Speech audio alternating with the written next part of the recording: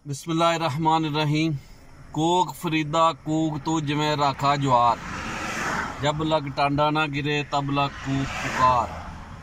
तो जी इस वेले डस्का तो लाहौर जी मोटरवे वे उस उत्ते जड़ा ना जी अपना जा रहा मैं ते इस तुसी देख सकते हो कि सज्जे खब्बे मोटरवे दे ग्रीनरी है, बहुत ज़्यादा सब्ज़ा है, वन सुवने नज़ारे ने जिहड़े कि पंजाब दी ब्यूटी नूं, पंजाब दी खूबसूरती नूं अक्कासी करते ने। थोड़ा थोड़ा मींह भी वस रहा है, हल्का हल्का हल्का जिहड़ा मींह वस रहा है, कणियां पै रही ने ते बहुत ज़बरदस्त मंजर है। तो कुछ अरसा पहला लाभ लाई गई तो हुण मुंजी भी जिहड़ी है ना वड्डी हो रही है। तो खब्बे पासे अगर मोटरवे दे वेख्या जाए तो दरख्त भी ने। वैसे मोटरवे के उत्ते मजीद बहुत ज़्यादा बूटे लाने की गुंजाइश मौजूद है। वैसे सब्ज़ा पैलियां तो है, लेकिन मोटरवे के सज्जे खब्बे बहुत ज़्यादा जगह है। इत्थे फलदार जिहड़े बूटे ने लाने चाहिए ताकि जिहड़ा ना जी ज़्यादा तो ज़्यादा गौरमेंट की चूंकि जगह है, सज्जे खब्बे जिहड़ी जगह है वो तो चलो लोगों की अपनी है, लोकाई दी है, मगर जिहड़ी मोटरवे की जगह है ये जिहड़ी गौरमेंट के अंडर आ चुकी है। वेखो ना किकर का बूटा है ताज़ा लंघ रहा, हुण टाली आ गई है जिन्हों शीशम भी कहा जाता है।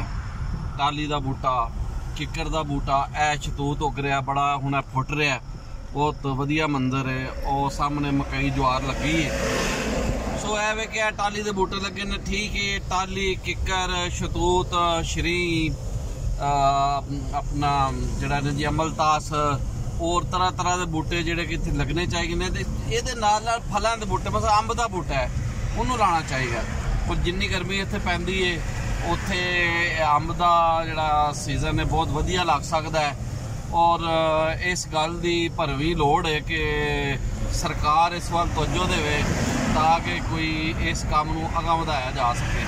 बहरहाल सज्जे पासे भी हुण वेख लो जिहड़ा बोर्ड लग्या सामने, लाहौर डस्का पसरूर, मतलब हर पासे एक हरियाली मौजूद है। तो इधर दूर तक अपना मुंजी की फसल है, ये सिलसिला चल रहा है माशाल्लाह, बहुत वधिया मंजर है। तो सामने ध्यान मारो तो मोटरवे वे लिखा है कि 130 एमरजेंसी कॉल है। अगर जेकर तुहानू मोटरवे के उत्ते कोई एमरजेंसी लोड़ पै गई तो 130 तो कॉल करो, मोटरवे पुलिस आ जाएगी तुहाडी मदद करने लई। तो बहरहाल जी बड़ा जबरदस्त मंदिर है। पैलियां दे विच मझां भी खलोतियां ने ते तुसीं वेख सकदे हो कि इत्थे मझां दा भी एक अपना मंदिर है। ते मतलब पैलियां दे विच खलोतियां ने ते लाभ मुंजी भी जवान हो रही है, और भी बड़ा कुछ है माशाल्लाह। तो जी ये हरियाली है, ये ज़मीन सोना उगल रही है। बस अल्लाह ताला दे अगे साडी दुआ है कोई लैंड माफिया के असरात तो इन्होंने जमीनों को महफूज रखे। जरखेज तरीन जड़ा ना जू है, जरखेज तरीन खिता है। तो बहरहाल जी कूक पाकिस्तान कूक की जी कोशिश है, साडा यूट्यूब चैनल है, तुसी इस चैनल को सबसक्राइब भी करो क्योंकि तुहानू इहदे राहीं बड़ी मालूमाती वीडियोज़ मिलणगियां। तुहानू अपना वसेब मिलेगा, साडा पंजाबी वसेब भरवां वसेब है।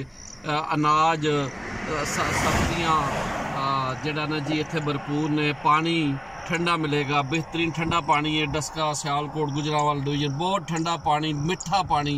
और जमीनां जड़ियां ने वो हरियाली उगल रही ने, और इस तो अलावा गल्ला उगल रही ने। मतलब इनू कह सकते हो कि सोना उगलती हुई जमीन जी इत्थे पाई जाती है। तो माशाल्लाह बहुत खूबसूरत मंजर, बहुत वधिया मंजर। तो अल्लाह करे कि मोटरवे के दोनों पासे जड़ा ना गौरमेंट अपनी सरकर्दगी दे विच इत्थे जड़ा ना जी खसूसी बूटे लाए, खसूसन अंबां दे बूटे, अपना बेरी लाए।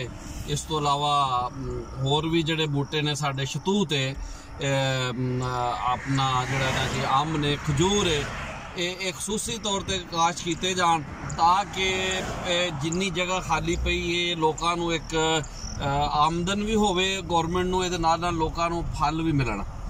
ते लो जी कूक पाकिस्तान कूक दी है मालूमाती वीडियो तुहाडी नज़र की जा रही है। तुसीं इस नूं वेखो, गौर करो कि देखो कितनी हरियाली मौजूद है, ज़बरदस्त मंजर है। ਤੇ ਇਹ ਸਾਹਮਣੇ ਜਿਹੜਾ ਨਾ ਜੀ ਪਾਣੀ ਵੀ ਬਾਰਿਸ਼ ਦਾ ਖਲੋਤਾ ਹੈ ਤੇ ਇਹ ਅਸਲੇ ਛੱਪੜਨੁਮਾ ਪਾਣੀ ਇੱਥੇ ਜ਼ਰਾ ਨੀਵੀਂ ਜਗ੍ਹਾ ਇੱਕ ਛੱਪੜ ਜਿਹਾ ਬਣ ਗਿਆ।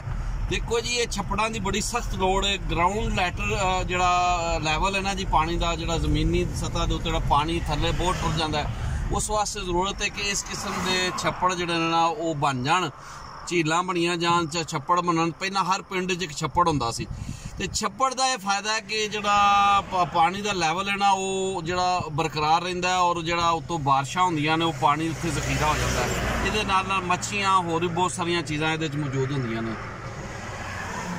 ਲੋ ਜੀ ਤੁਸੀਂ ਇਸ ਮਾਲੂਮਾਤੀ ਵੀਡੀਓ ਨੂੰ ਵੇਖੋ ਔਰ ਇਹਦੇ ਨਾਲ ਇਸ ਚੈਨਲ ਨੂੰ ਸਬਸਕ੍ਰਾਈਬ ਵੀ ਕਰੋ। ਰੱਬ ਰਾਖਾ ਤੇ ਅੱਲਾ ਬੇਲੀ।